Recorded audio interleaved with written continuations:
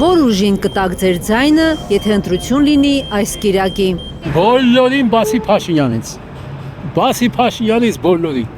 7 տարի ես ժողովրդի կյանքը կերան։ Փաշինյանի վարկանիշը շարունակում է գահավիժել, լրագրողական պարզ հարցումներն են անգամ դա ցույց տալիս։ Ամեն դեպքում ԿՊ-ին չեմ տալու ոչ մի դեպքում, որտեղ ուղղակի անհնարին է արդեն այս ԿՊ-ի, այս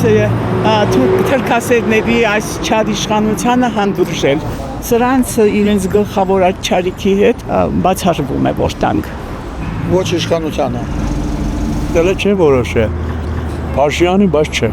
Գործող իշխանություններին ոչ, իսկ մյուսների հանդեպ դեռ չեն որոշել։ Տեսախցիկի առաջ իրենց քաղաքական համակրանքների ու հակակրանքների մասին խոստովանող 10 քաղաքացուց 8-ը հստակ որոշում ունեն ոչ մի դեպքում ձայն չտալ իշխող ուժին, ԿՊ-ին։ Այս ֆոնին հրապարակվում են ամերիկյան միջազգային հանրապետական ինստիտուտի հարցման տվյալները, թե ԿՊ-ն 24% ձայն ունի, իսկ Հայաստան դաշինքը, Ուժեղ Հայաստանն ու ԲՀԿ-ն միասին 15%։ Մեր հարցումների արդյունքում քաղաքացիական պայմանագիր կուսակցությունը որևէ շանս չունի իշխանության գալու։ Նախ իրենց հակավարկանիշը ամենաբարձրն է։ Ըստ Գառնիկ Դանիելյանի կառավարող ուժից դժգոհությունն այնքան մեծ է, որ մարդիկ հակառակ իշխանական բռնաճնշումների մեծ ալիքին այլևս չեն վախենում արտահայտել իրենց ընդդիմադիր հայացքները ու բացահայտ աջակցություն հայտնել ընդդիմությանը։ Մեր վարկանիշը բավականին բարձր է եւ մենք վստահ ենք, որ ապագա ընտրություններում մենք շատ ծանրակշիռ ներկայացում ենք ունենալու ազգային ժողովում։ Դա նաև մեր հանդիպումների ընթացքում აფիքսում ենք, գիտեք, որ Հայաստան դաշինքը ակտիվ հանդիպումների շարք է սկսել, մարզային հանդիպումների շարք է սկսել եւ ուզում եմ ձեզ տեղեկացնել, որ անգամ իշխանությունների կողմից, որ խոչընդոտներ են ստեղծում մեր համակիրների կամ մեր քաղաքացիների հետ հանդիպման վայրի հետ կապված ճնշումներ են իրականացում տարբեր մեր աջակիցների կողմից, գիտեք, որ կալանավորումներ, ձերբակալություններ, մարդկանց վախեցնելու, չնայած այդ ամեն ինչին մենք տեսնում ենք, որ այդ մի քանի մարզերում հանդիպումները անց են կացվել լեփ-լեցուն դահլիճներում։ Հենց Փաշինյանի վարկանիշը սկսում է խորտակվել, որպես փրկողակ դաշտ է նետվում մի սոցհարցում, նրա օգտին տպավորիչ թվերով, նկատում են Փաշինյանի ընդդիմախոսները։ Մեդիափորձագետ Տիգրան Քոչարյանը հիշում է, որ 2023-ին Արցախահայերի բռնագաղթի օրերին այդպիսի մի սոցհարցում համոզում էր, թե բարձր է Փաշինյանի ռեյտինգը։ Եվ ընդհանրապես ես որոշակի տենդենց եմ նկատել, երբ որ Նիկոլ Փաշինյանի ռեյտինգը գահավիժում է, ներքև մի քանի շաբաթ անց կամ օրեր անց կախված հրատապությունից լույս են տեսնում որոշակի հարցումներ, որտեղ պարզվում է, որ Նիկոլ Փաշինյանը բավականին բարձր եւ աջող ռեյտինգ ունի, որը իրականության հետ չի մտնում։ Ըստ փորձագետի հիմա նույն քաղտեխնոլոգիան է կիրառում ԿՊ-ն, հրապարակելով ամերիկյան միջազգային հանրապետական ինստիտուտի անցկացրած հարցումների արդյունքները, որոնք ըստ նրա արժանահավատ չեն։ Եթե ամերիկյան հարցման տվյալները արտահայտեն Հայաստանի հասարակության իրական տրամադրությունները, ԿՊ-ում ջղաձգումներ չէին լինի։ Ինչ են ջղաձգվում իրանք, ինչ են անընդհատ հարձակում ընդդիմության վրա։ Եթե իրանք 3% ավելի շատ ձայն ունեն Սամվել Կարապետյանին, ինչի չեն տողում, որ ինքը ընդհանրենք մասնակցի ընտրապայքարին, ինչ են կփակ վիճակում, իրեն պակաս պահում, ինչ են մնացած տեխնացիների հետևից ընկած, ինչ են դերևս գտնում քաղբանտարկյալներ, ինչի որոշակի լրագրողներ կամ բլոգերներ դերևս անազատության մեջ են։ Այսինքն դուք տենց հաղթացեք, հա, տենց մեծահոգի եղեք, չգիտեմ, Բագրատ Սրբազանին բաց թողեք, միևնույնն է դուք հաղթացեք, միևնույնն դուք սահմանական մեծամասնություն են։ Այսինքն հարցը նրանումն է, որ իրենք շատ լավ գիտեն իրենց իրական տոկոսը եւ դրա համար իրենք անհանգստանում են։ Այս շաբաթ մամուլում սկանդալային տեղեկություն էր հայտնվել, որ 2025-ի վերջին ԱՄՆ միջազգային հանրապետական ինստիտուտի անցկացրած հարցման արդյունքները եւս ցույց են տվել, որ աղետալի է Փաշինյանի վիճակը, սակայն հարցման տվյալները ենթարկվել են սրբագրման։ Պոլիտիկայի մի աղբյուրը պնդել էր, թե թվերն արհեստականորեն ուռճացվել են Փաշինյանին անցողիկ առաջնորդ ներկայացնելու համար, որը մրցակիցներից իբր առաջ է անցնում մի քանի անգամ։